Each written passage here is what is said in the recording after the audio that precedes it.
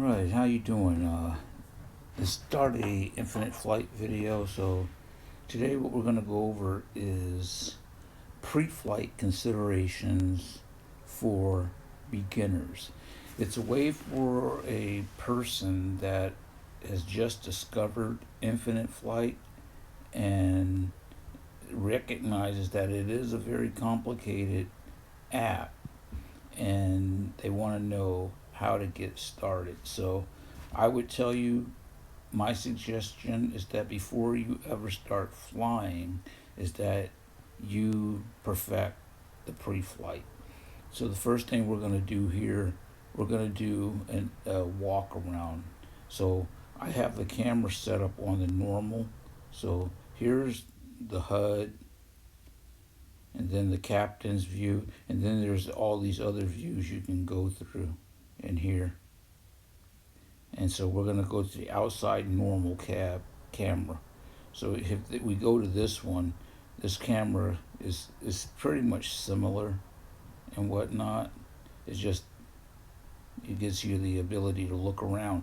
And with this look around, it lets you get a good idea of where you are in relation to where you want to go when you push back and taxi. And so you can set all that up.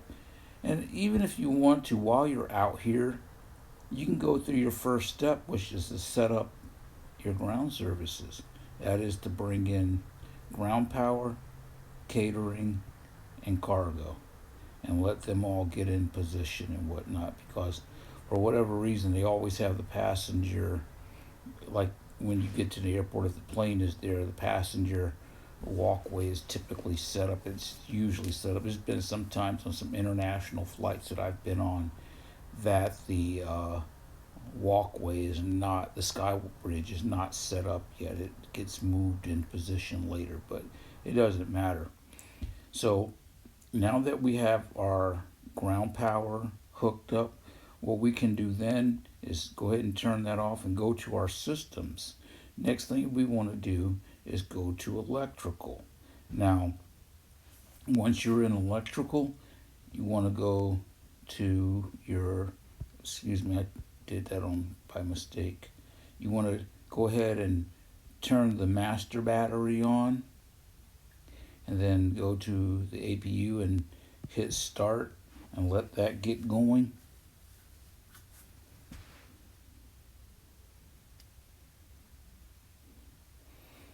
And then let everything turn on.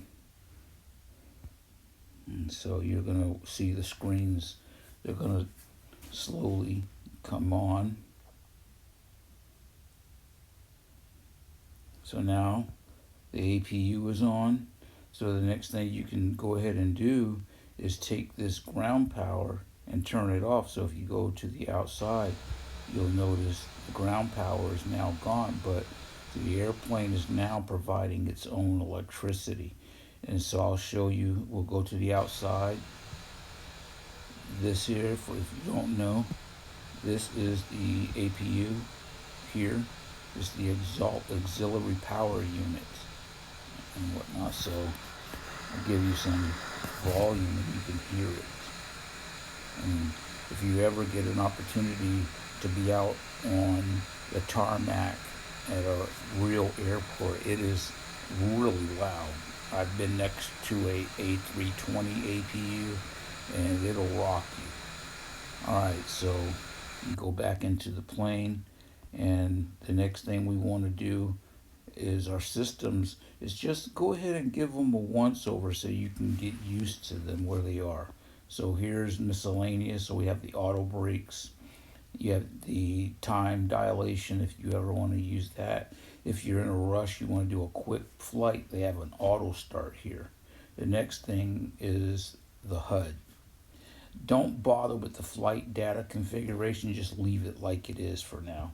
So the HUD is different viewpoints you can have. When I taxi, I usually set it up where you see the little map here in the lower left hand corner. That's how I usually have mine set up. And I'll just leave it there for now so that I don't forget later. Okay, So the next thing we want to do while we're in this configuration is we want to set up our departure, our flight plan, and our arrival. So we're in San Diego. So what we're going to do, we're going to click on the blue dot for San Diego, and then we're going to click on that. And you see down here on the list for San Diego, it says information, the WX.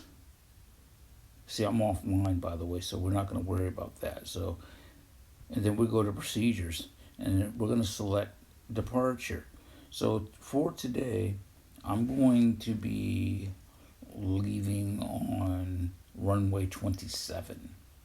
Okay, so what I'm going to do is I'm going to select a northwest on 27, and then I'll scroll out and I'll look at it to see which one I want, and I'll say, yeah, I'll take that. And then for the transition, I'm going to select LAX. Select that. Runway 27, select that, and then add it to the flight plan. And automatically, that gets added right there. So that's my departure. And so for today, I'm going to be flying up to Oakland. And so, and see, I'm doing this like this to make this simple and whatnot. Because there's other ways that you can do your flight plan. I tell you what, let's fly into San Francisco. So for this, I'm going to click on San Francisco, and then again, I'm going to go to procedures. You see it's lit up in gold now. And I'm just going to go straight to my arrival. And I'll select from the southeast and see what it looks like.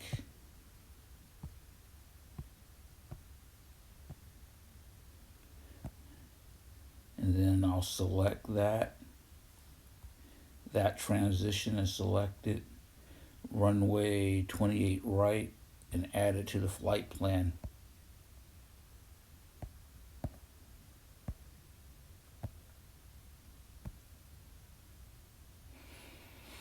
All right, and then the approach.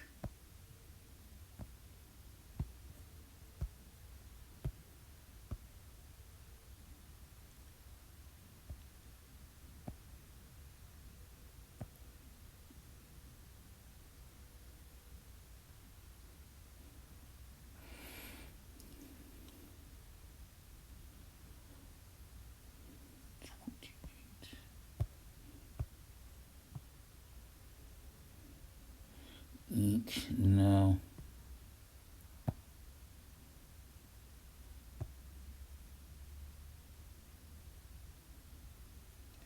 And then I will select that, select the instrument approach, and then add it to the flight plan. Now what I am going to do is I'm going to come in here and I'm going to delete Menlo. And see, once I deleted Menlo, it just goes ahead and it connects and there my flight plan is done.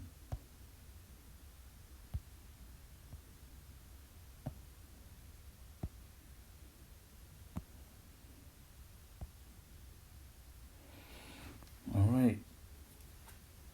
So I'll set this up there. And so basically for now, I'm ready for as that goes. The next thing I want to do is disconnect the cargo, catering, and the passenger. And I want to come in here on systems, go to miscellaneous, and select the I'm gonna put my auto brake to low.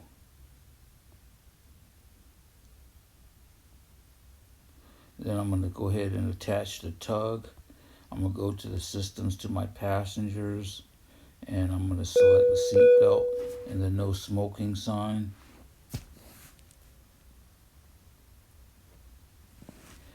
And from here, I can go ahead and push back. Typically, when I push back, I like to come outside so I can see everything, get a good look around. I got the tug set up. I'll take the parking brake off, select push, and the plane is going to start getting pushed back. At this point, I'll go ahead and start the engines.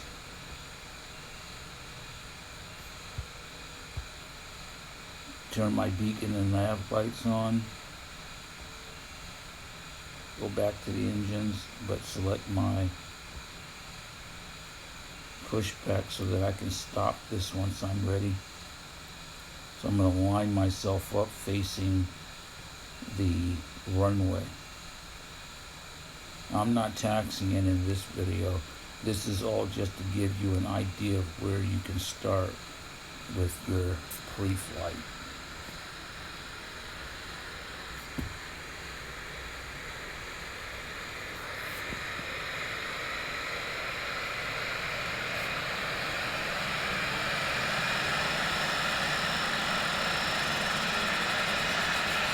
And then stop the push, put the park brake on, detach the tug, go back to systems. You want to put this on lights because for the passengers, they're already been given their orders. I've got this on lights, and so we can come back inside now. We want to set our flaps up for departure, set our trim up for 15%. And at this point, we want to go ahead and check everything. We're going to recheck everything. So the first place we're going to start, we already know that the tug is detached. We've got rid of all the ground services. We've gotten rid of ground power. We want to check and make sure on our electrical, our APU is on. We want to turn it off. This is something I'm going to tell you, for whatever reason, I forget that. But this is why, before I taxi, I always go through and check. Because once you've got the engines on, the APU needs to turn off. Okay, so remember that.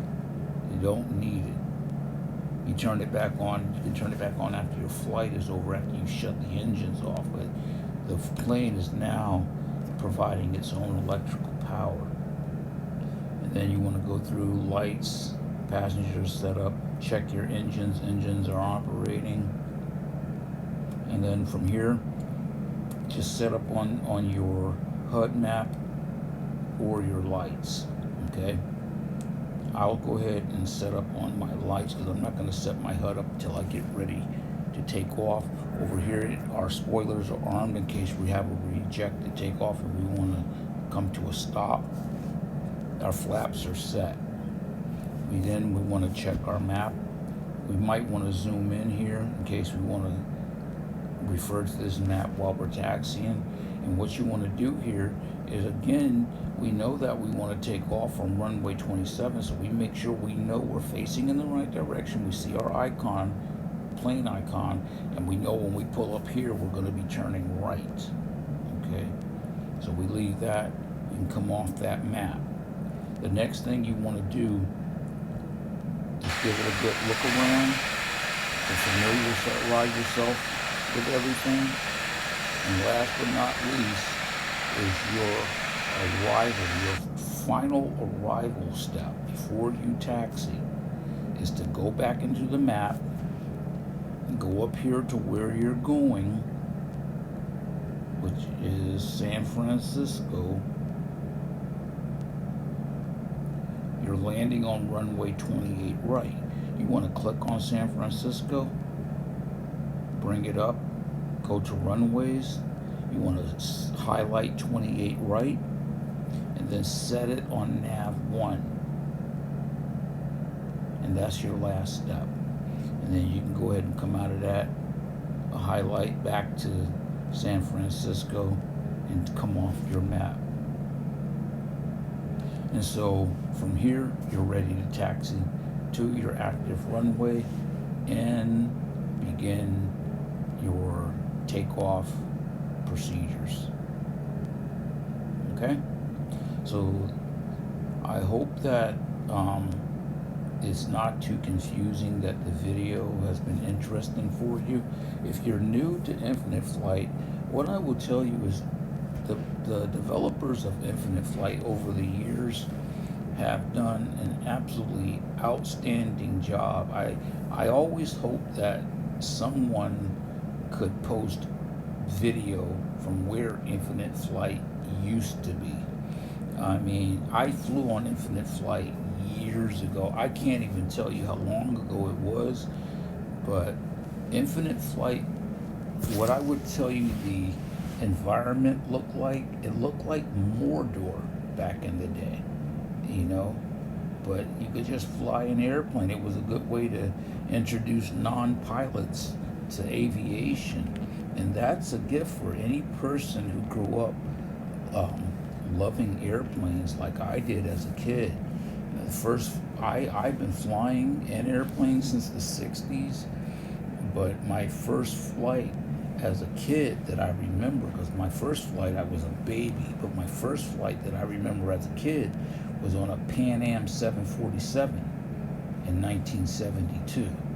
And I'm gonna tell you, it was, flying back then was just a different deal. And we didn't have all the amenities that they have now, but flying today cannot touch what it was back in those days. And of course it was new for me, but just being at JFK and flying on that Pan Am 747 is something I've never forgotten. It didn't push me to want to be a pilot, but I love aviation, and the developers of Infinite Flight have been able to give me another way to enjoy flying. And if you're the same way, you can learn this app and become enough of an expert at it that you can be out here flying just like the pilots do in real life. You can fly actual routes all around the world. The registration for Infinite Flight is not that much money. It's really inexpensive on a monthly basis. Now, this video and these pre-flight instructions that I've done are not perfect, but they will get you started. They'll put you to a place where you can improve on the things that I did here and clean up any mistakes that I might have made, but it's enough to get you rolling, to get you started. So hopefully that's what you do. Welcome to Infinite Flight, and have a nice day.